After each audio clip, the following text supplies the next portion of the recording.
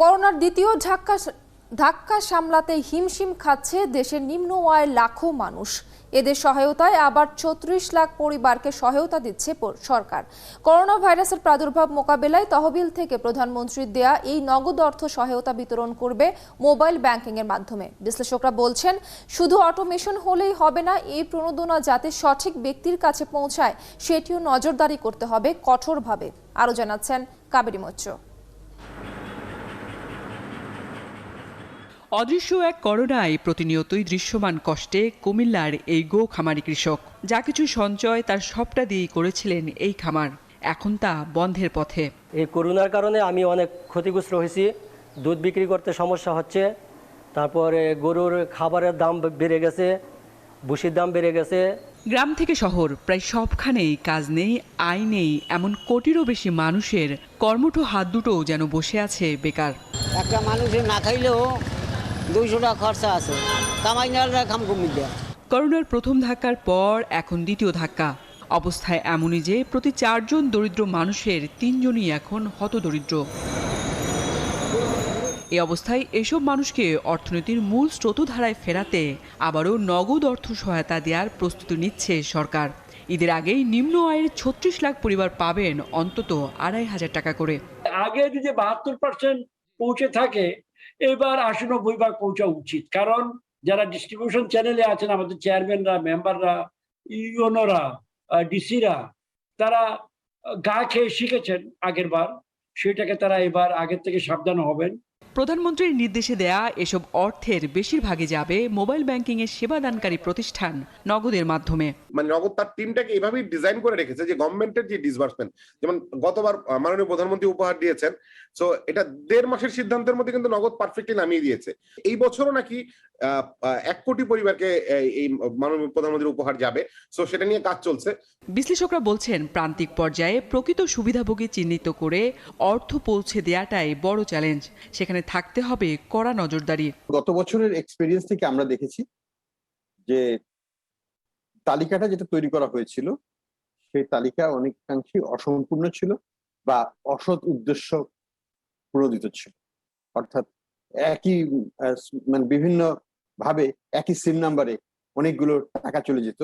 এই প্রক্রিয়া থেকে আমার মনে হয় যে বের হয়ে আসাটা উচিত। সরকারের দেয়া ৯৩০ কোটি টাকা এই বরাদ্দের অর্থ আসছে করোনা ভাইরাস প্রাদুর্ভাব মোকাবেলায় তহবিল থেকে। কাবেরী মৈত্রেয়, ৭১, ঢাকা।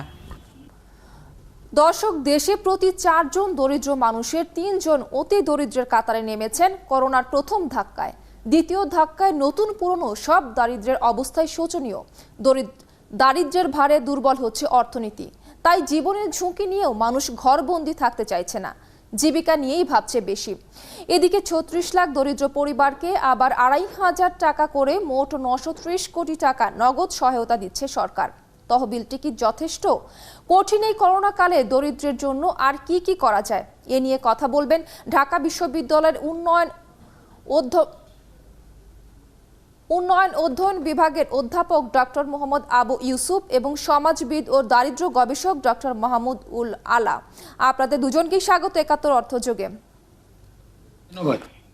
অধ্যাপক ডক্টর মোহাম্মদ ইউসুফ, শুরুতে আপনার কাছে আসতে চাই, করোনা কালে দারিদ্র পরিস্থিতি আপনি কিভাবে দেখছেন?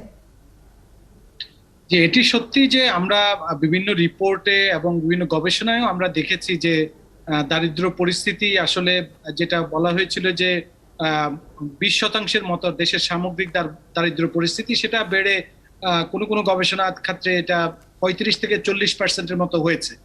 যদিও করোনাকালীন এই সময়ে কিছুদিন আগেও আমরা ঘুরে দাঁড়ানোর একটা প্রবণতা লক্ষ্য করেছি, যে এটি হয়তো আমরা মনে করেছি যে সাময়িক হয়তো, এবং এটা যে কোনো সময় যেহেতু অর্থনীতি ঘুরে দাঁড়িয়েছে, সুতরাং দারিদ্র যে সংখ্যা সেটাও কিন্তু আস্তে আস্তে কমে যাবে। কিন্তু আবার যখন এই সংক্রমণের প্রশমনটা বেড়ে যাচ্ছে, এই বেড়ে যাওয়ার কারণে এখন নতুন করে কিন্তু আবার যে যারা আগে দরিদ্র ছিল, নতুনভাবে সৃষ্ট দরিদ্র, এবং এই নতুন লকডাউন বা এই সংক্রমণের কারণেও কিন্তু কিছু কিছু মানুষ আবার নতুনভাবে দরিদ্র হয়ে যাবে। সুতরাং এই জায়গা থেকে আমি মনে করি যে আমাদের এখানে একটু চিন্তার বিষয়, ভাববার বিষয়, যারা নিম্ন আয়ের মানুষ, যারা দরিদ্র মানুষ, তাদেরকে কিভাবে আর্থিক এবং মানসিক দুইভাবেই আমরা সহযোগিতা করতে পারি।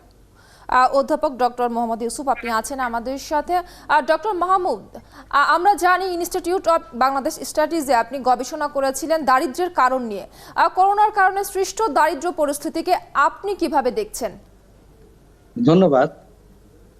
মূলত আমাদের তৃতীয় বিশ্বের অথবা উন্নয়নশীল অথবা উন্নয়নকামী যে দেশগুলো বলি না কেন, যে নামে অবহিত করা হোক, আমাদের এই দেশগুলোর যে দারিদ্র প্রবণতা, এই প্রবণতাটা কিন্তু একটা আবহমান কালের, এবং এই প্রবহমান যে দারিদ্র যে ট্রেন্ড আমাদের রয়েছে, এই ট্রেন্ড থেকে ওভারকাম করার জন্য আমরা বিভিন্ন সময়ে আন্তর্জাতিক এবং দেশীয় বিভিন্নভাবে আমরা বিভিন্ন কার্যক্রমের সাথে আমরা পরিচিত।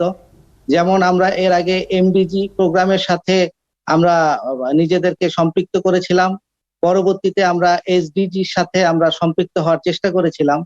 কিন্তু আসলে আমাদের এই করোনার যে অভিঘাতটা, এই করোনার অভিঘাতটা আমাদের এতই আকস্মিকভাবে এসেছে যে আমরা এসডিজি আসলে আমাদের লক্ষ্যমাত্রা এমডিজিতে যতখানি সফলভাবে আমরা হয়েছিলাম, সফলতা লাভ করেছিলাম, এসডিজিতে আমাদের এই উত্তরণ আসলে ততটা ঘটাতে পারেনি। এরই মধ্যে যে করোনার প্রাদুর্ভাবের ফলে আমাদের দারিদ্রতার সীমা আমরা অতিক্রম করে গেছি এবং অধিকাংশ লোক এই দারিদ্র সীমার মধ্যে পড়ে গেছে। মূলত আমাদের অনানুষ্ঠানিক ক্ষেত্রে, কর্মক্ষেত্রে যে লোকগুলো রয়েছে বা কর্মজীবীরা রয়েছে, তারাই মূলত এই করোনার প্রাদুর্ভাবের ক্ষেত্রে সবচেয়ে ক্ষতিগ্রস্ত হয়েছে। এবং আমাদের এই অনানুষ্ঠানিক কর্মক্ষেত্রগুলোকে যদি আমরা আরো সংগঠিত করতে পারতাম, আমরা যদি সরকার এবং বেসরকারি বিভিন্ন উদ্যোগের মাধ্যমে এই ক্ষেত্রটাকে যদি আরো শক্তিশালী করা যেত, তাহলে হয়তো আমরা করোনা কিংবা প্রাকৃতিক দুর্যোগ কিংবা মাহমুদ, ফিরবো আবারও আপনার কাছে। দারিদ্রতা নিয়ে ডক্টর জুলফিকার আলীর একটি বক্তব্য আছে আমাদের কাছে, সেটি শুনে আবারও ফিরছি আপনাদের কাছে। দ্বিতীয় ঢেউ মোকাবিলায় বর্তমানে যে লকডাউন চলছে, সেই লকডাউন পরিস্থিতিতে সরকার 36 লক্ষ দরিদ্র এবং অতি দরিদ্র জনগোষ্ঠীকে প্রণোদনা দেওয়ার যে উদ্যোগ নিয়েছে, সেটি নিঃসন্দেহে প্রশংসনীয়। তবে এক্ষেত্রে আমি দু তিনটি কথা বলতে চাই। একটি হচ্ছে, এই 36 লক্ষ পরিবার আমাদের বর্তমানে যে দরিদ্র এবং হত দরিদ্র জনসংখ্যার যে পরিমাণ, তার পুরোটাকে কাভার করবে না। আমাদের ইতিপূর্বেই আমাদের যে দরিদ্র হিসাব ছিল, এবং তার সাথে গত 1 বছরের অধিককাল সময় ধরে যে করোনা পরিস্থিতির কারণে যে আরো নতুন করে দরিদ্র জনগোষ্ঠীর মধ্যে আরো নতুন করে দরিদ্র মানুষ যুক্ত হয়েছে, সেই সংখ্যাটি আরো অধিক হয়, এবং সেক্ষেত্রে এটিকে আরো দ্বিগুণ করা গেলে ভালো হতো।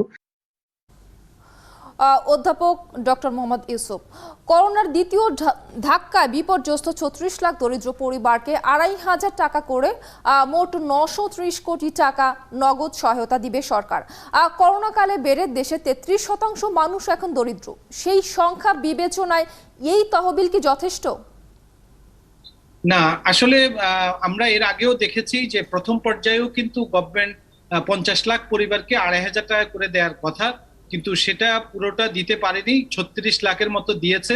এখন আবার নতুন করে যে 930 কোটি টাকার মতো যে ঘোষণা করেছে, এটাকে আমরা সাধুবাদ জানাই, এটাই অত্যন্ত ইতিবাচক।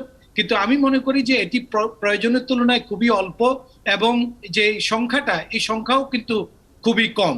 যেমন 2,500 টাকা যেমন খুবই একটা, হয়তো ওয়ান স্টপ, আপনি একবারে তাকে 2,500 টাকা করে দিচ্ছেন ওয়ান ফ্রন্টে, কিন্তু এটি আসলে আমি মনে করি অত্যন্ত প্রয়োজনের তুলনায় কম। এটা হয়তো আমরা এর আগেও বলেছি, এটা যেহেতু লকডাউন বা এই করোনা পরিস্থিতি কতদিন হবে আমরা বুঝতে পারছি না, এটা অন্তত 3 থেকে 4 মাসের জন্য প্রতি পরিবারকে দেওয়া উচিত। প্লাস হচ্ছে এই সংখ্যাটা কিন্তু আরো ব্যাপক পরিমাণে বৃদ্ধি করা উচিত। শুধুমাত্র সরকারের কাছে যারা দরিদ্র জনগোষ্ঠী, তাদের হয়তো একটা তালিকা থাকতে পারে, কিন্তু যারা নতুনভাবে সৃষ্ট জনগোষ্ঠী, অনেক নিম্ন মধ্যবিত্ত, তারাও কিন্তু দারিদ্র্যের কবলে পড়ে গেছে, তাদের তালিকাটা কিন্তু নাই। এবং আমরা অত্যন্ত যেটা আক্ষেপের সাথে আমরা দেখতে পেয়েছি যে গত 1 বছরেও কিন্তু আমাদের সেরকম কোনো প্রস্তুতি ছিল না। এই যে দরিদ্র মানুষগুলোর যে তালিকা তৈরি করা, যেটি ডক্টর মাহমুদুল আলম বলেছেন যে আমাদের 87%-এর মতো লোকজন কিন্তু অনানুষ্ঠানিক খাতে কর্মে নিয়োজিত। এখন তাদের যখন কর্ম বন্ধ হয়ে গেছে, তাদের কিন্তু একটা তালিকা থাকা দরকার ছিল সরকারের হাতে, এবং সেই তালিকা অনুযায়ী কিন্তু আমি মনে করি যে এই সংখ্যাটা অনেক গুণে বৃদ্ধি পাওয়া উচিত। এবং শুধুমাত্র 2500 টাকা এক মাসের জন্য না, এটা কয়েক ধাপে দেওয়া উচিত বলে আমি মনে করি। জি, আরেকটি বিষয়ে একটু জানতে চাই আপনার কাছে। করোনা বাস্তবতায় দারিদ্র্য বাড়ছে, এই বাস্তবতা মেনে এবং মোকাবেলা করে অর্থনীতির টেকসই উন্নয়নের জন্য সরকারের পরিকল্পনা ও ব্যবস্থাপনায় কি কি পরিবর্তন জরুরি বলে মনে করেন? না, সবচেয়ে বিষয় হচ্ছে যেহেতু একটা আনপ্রেসিডেন্টেড ইভেন্ট, একটা কঠিন সময় আমরা অতিবাহিত করছি, এইটার জন্য আমাদের একটা কঠিন রিকভারি প্ল্যান, একদম সিস্টেমেটিক একটা রিকভারি প্ল্যান দরকার, যে কোন সময় আমরা কখন কি করব। আমরা অনেক সময় দেখি যে সিদ্ধান্তহীনতায় ভুগছে, যে হয়তো কিছু জিনিস একবার বলা হচ্ছে বন্ধ থাকবে, আবার বলা হচ্ছে খোলা থাকবে, আবার নতুন নতুন ঘোষণা আসছে। এই যে একটা কনসিস্টেন্সি, এই জায়গাটা কিন্তু আমরা একটা সমন্বয়ের অভাবও কিন্তু আমরা দেখতে পাচ্ছি। তা এখন এটা যে আমাদের কতদিন লাগবে আমরা জানি না। তো এই জন্য আমি মনে করি আমাদের একটা রিকভারি প্ল্যান থাকা উচিত, আমাদের দরিদ্র জনগোষ্ঠীর একটি তালিকা থাকা উচিত, কাদেরকে আমরা কিভাবে দিব। আমরা দেখছি যে একটা বিশাল প্রণোদনা প্যাকেজ কিন্তু সরকার ঘোষণা করেছে, কিন্তু সেখানে কিন্তু যারা বেটার অফ সেকশন তারা কিন্তু সেখান থেকে বেশি পরিমাণে বেনিফিটেড হচ্ছে। তারা একদমই দরিদ্র নিম্ন আয়ের মানুষ, তারা কিন্তু ওইভাবে কাভারড আপ হচ্ছে না। অধ্যাপক ডক্টর মোহাম্মদ ইউসুফ, ফিরবো আবারও আপনার কাছে। ডক্টর মাহমুদ, করোনা কালের শিক্ষায় দারিদ্র্য মোকাবেলা এবং আর্থসামাজিক উন্নয়ন পরিকল্পনা ও ব্যবস্থাপনা নিয়ে আপনার পরামর্শ কি কি? ধন্যবাদ। আমার বিগত গবেষণালব্ধ যে বিষয়ে আমি কালচারাল ডাইনামিক্স নিয়ে আলোচনা, মানে আমার পর্যালোচনা ছিল, কালচারাল ডাইনামিক্স এর একটি অন্যতম যে একটা প্রকরণ আমরা দেখেছি, অথবা আমি দেখানোর চেষ্টা করেছি, যে আমাদের দরিদ্র জনগোষ্ঠী অধিকাংশই ঋণের উপরে নির্ভরশীল, কিন্তু তাদের ব্যক্তিগত সঞ্চয়ের এই প্রবণতাটা গ্রামীণ জনগোষ্ঠীর মধ্যে অনেকাংশেই অনুপস্থিত। এই করোনার মধ্যে আমরা দেখলাম শুধু গ্রামীণ জনগোষ্ঠী নয়, আমাদের শহরে মধ্যবিত্ত, নিম্ন মধ্যবিত্ত, অপ্রাতিষ্ঠানিক বিভিন্ন যে নিম্ন বিভিন্ন কাজের সাথে যারা যুক্ত আছে, তাদের মধ্যে এই সেভিংস বা সঞ্চয়ের প্রবণতাটা একেবারেই নেই, বা অথবা থাকলেও তা অত্যন্ত অপ্রতুল, যে আমাদের পার্শ্ববর্তী দেশগুলোতে আমরা দেখতে পাই যে তাদের ক্ষেত্রে এই সঞ্চয়ের প্রবণতাটা রয়ে গেছে।